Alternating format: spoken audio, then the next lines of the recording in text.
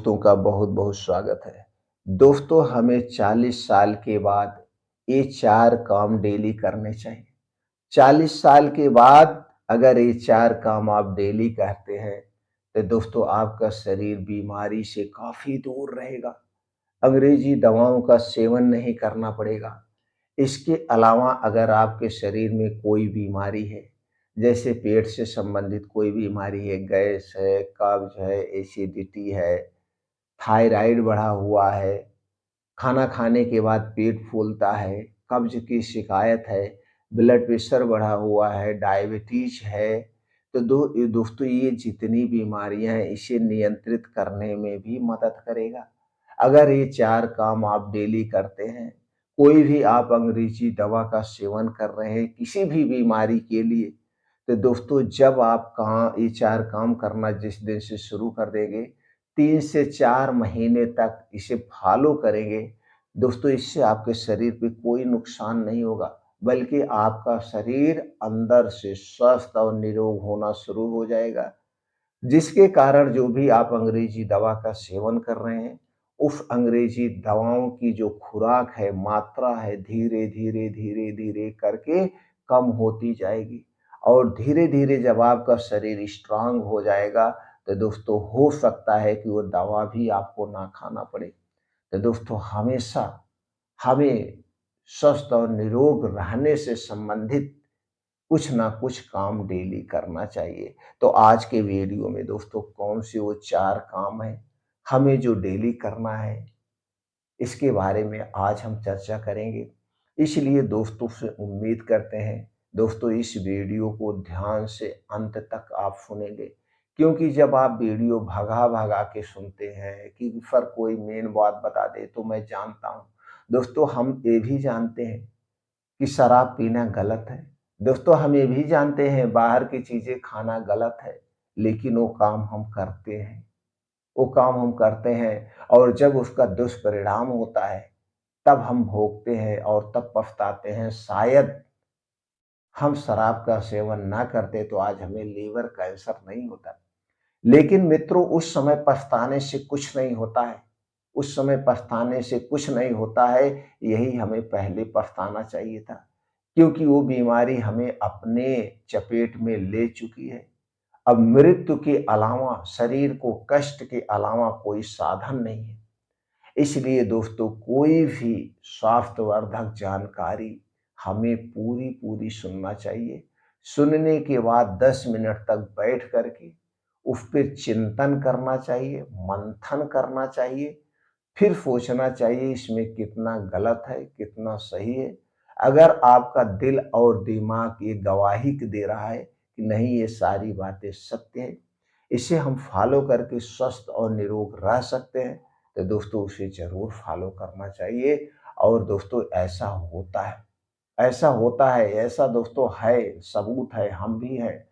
दोस्तों हम पिछले 40 से 45 साल से जब से हम दोस्तों जानकार हुए हैं, इस क्षेत्र में आए हैं, फील्ड में आए हैं, दोस्तों कभी भी कोई भी टैबलेट नहीं लिए हैं, ना तो आयुर्वेदिक, ना तो अंग्रेजी, कोई भी दवा की ज़रूरत ही नहीं पड़ती है।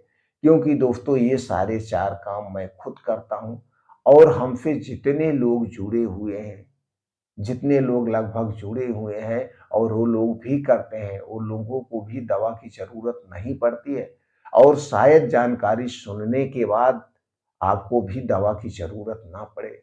बस ये 4 काम करना शुरू कर दीजिए। चलिए दोस्तों एक-एक करके उन 4 काम के बारे में जानते हैं। पहला काम दोस्तों, पहला काम जो हमें करना है, रात का खाना नहीं खाना है। सूर्य डूबने के बाद हमें नहीं खाना है। अब आपके मन में विचार आएगा सूर्य डूबने के बाद हम तो सोते हैं 11 बजे, हम सोते हैं 10 बजे, तो दोस्तों हमें भूख लग जाती है तो उसका भी विकल्प हम बताएँगे, लेकिन सूर्य डूबने के बाद नहीं खाना चाहिए जैसे हर एक वीडियो में बताते हैं। क्योंकि दोस्तों सूर्य डूबने के बाद जो ये हमारा पाचन तंत्र है, जो हमारा ये जठराग्न है, जो खाने को पचाने के लिए रस देता है, यानी कि जो पाचक रस है, ये सूर्य की किरणों पे डिपेंड करता है। सूर्य डूबने के बाद ये स्लो हो जाता है। अगर हम सूर्य डूबने के बाद खा रहे हैं, तो दोस्तों वही खाना हमारे स्वास्थ्य के लिए हानिकारक होता है। और आज के समय में लगभग लगभग घरों में दोस्तों रात के समय में ही अच्छा खाना खाया जाता है, गरिष्ठ भोजन खाया जाता है, हैवी खाना खाया जाता है और दोस्तों गोश्त मछली लोग रात में ही खाते हैं। तो दोस्तों सूर्य डूबने के 1 घंटा पहले खाइए या सूर्य डूबने के पहले ही खा लीजिए। अगर सूर्य डूबने के बाद आप खा रहे हैं, तो जल्दी से जल्दी खाने का प्रयास करिए, यानी 8 बजे के पहले खाने का प्रयास करिए और यह खाना ना के बराबर करिए। सिर्फ़ मुँह को जूठा कर लीजिए।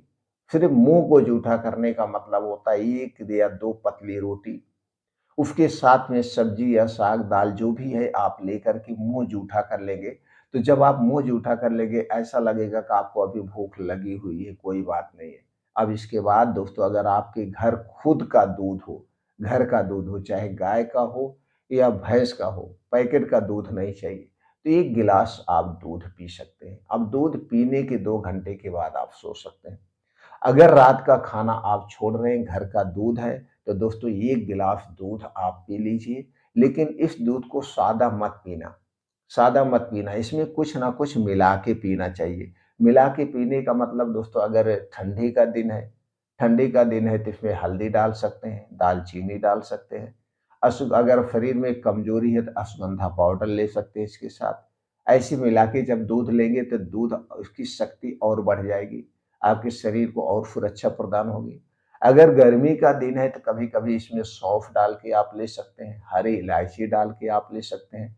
त्रिफला चूर्ण ले सकते हैं अगर आपको गैस कब्ज़ एसिडिटी है। अगर बारिश का दिन है, तो बारिश के दिन में दोस्तों अगर गैस कब्ज़ एसिडिटी आपको बनती है तो काला मुनक्का ले सकते हैं। इसके साथ काला मुनक्का ले सकते हैं, त्रिफला चूर्ण ले सकते हैं या हरी इलायची डाल के ले सकते हैं। ये सब लीजिए लेकिन सादा दूध नहीं। ऐसा आप करके दूध जब लेंगे तो दूध की शक्ति भी बढ़ जाएगी और आपके शरीर को सुरक्षा कवच प्रदान होगा। तो पहला काम क्या करना है, रात का खाना सूर्य डूबने के बाद नहीं लेना है, अगर लेना है तो हल्का-सा लेना है। और दूसरा काम अब आपको जो हमें करना है, वो दोस्तों हमें किसी भी कीमत पर 11 बजे तक सोने का प्रयास करिए, जिससे 6 से 7 घंटे की नींद पूरी हो जाए और हमें लेटेस्ट 5 बजे तक बिस्तरा छोड़ देना चाहिए, चाहे गर्मी हो, चाहे ठंडी हो, चाहे बारिश हो।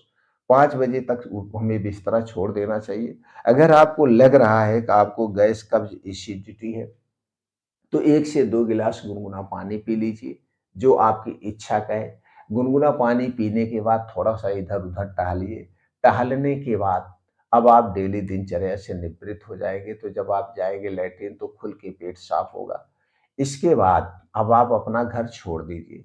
5 बजे से 7 बजे यानी या साढ़े 5 से साढ़े 7 तक 2 घंटे का समय अब आपको निकालना है। और इस 2 घंटे के समय को कभी मिस मत करना दोस्तों, हम आज 45 साल से एक भी दिन मिस नहीं किए हैं।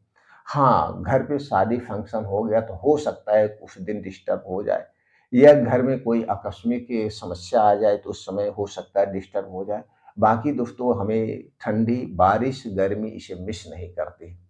मैं डेली 2 घंटे का समय निकालता हूँ और इस 2 घंटे के समय में आपके साथ मोबाइल फ़ोन नहीं होगा।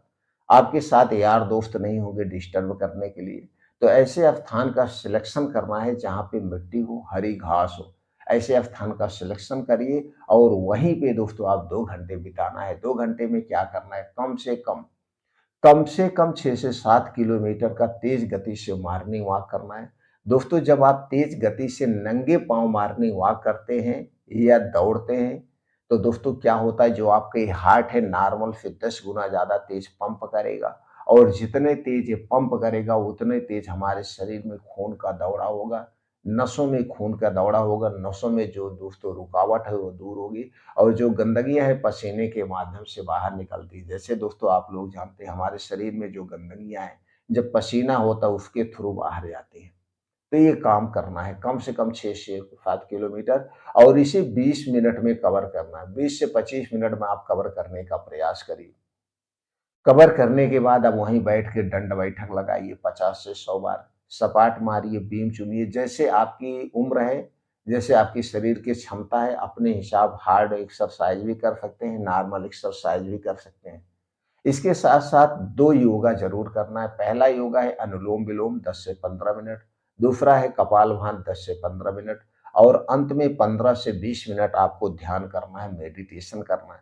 ध्यान करने से, मेडिटेशन करने से दोस्तों हमारे अंदर की जो नेगेटिविटी वो खत्म होती, हमारे अंदर पॉजिटिविटी आती है और हमें पॉजिटिव ही सोचना है। अगर आप 60 साल के हैं तो आप ये सोचिए अभी आप 30 साल के हैं और 30 साल की उम्र में जो काम आप करते थे, जो आपका शरीर था वही ध्यान में इमेजिन करना है। यार 30 साल बाद तो मैं इतना जवान था, 30 साल की उम्र में तो मैं ऐसे कपड़े पहनता था, आज भी मैं वही जवान हूँ, आज मैं वही कपड़े पहनता हूँ और अपने शरीर को वहीं पे ले जाके खड़े करिए और वही पॉजिटिव बातें सोचिए हमेशा।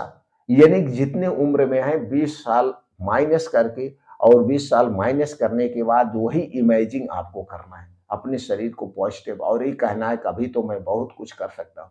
ये कभी मत सोचना कि मैं 60 साल का हूँ। अगर आप 60 साल के हैं या 70-80 साल जितने पे भी हैं ये मत सोचना, उससे 20 से 25 साल घटा करके ही सोचना मैं अभी इतने साल का हूँ और मेरे अंदर वो जोश और जुनून है, मैं वो सारे काम कर सकता हूँ क्योंकि हमारे इस देश में बहुत सारे ऐसे लोग हैं जो 80-80 साल पे, 90-90 साल पे, 75-75 साल पे, 60-60 साल पे ऐसे इनोवेशन किए हैं, ऐसे काम किए हैं, ऐसे रिसर्च किए हैं, दोस्तों हम आप सोच भी नहीं सकते। तो हम आप अपने शरीर को क्यों इतना बूढ़ा महसूस कर रहे हैं? तो ये हमारे अंदर होना चाहिए। ध्यान करके ध्यान लगाना चाहिए और कभी भी समस्याओं को अपने ऊपर हावी मत होने देना। कभी भी समस्याओं को अपने ऊपर हावी मत होने देना। फिर देखिए दोस्तों आपका शरीर कैसे अपने आप को फिट रखता है, अपने आप को रिस्टार्ट। ये 2 काम आपको ये करना है। दूसरा काम ये डेली आपको करना है, 2 घंटे कभी मिस नहीं करना है। उसके बाद घर आना है, तो घर आने के बाद स्वास्थ्यवर्धक चीज़ें आपको अपने हिसाब से खाइए, जैसे हमने वीडियो में बहुत सारी चीज़ों के बारे में डिस्कस किया है।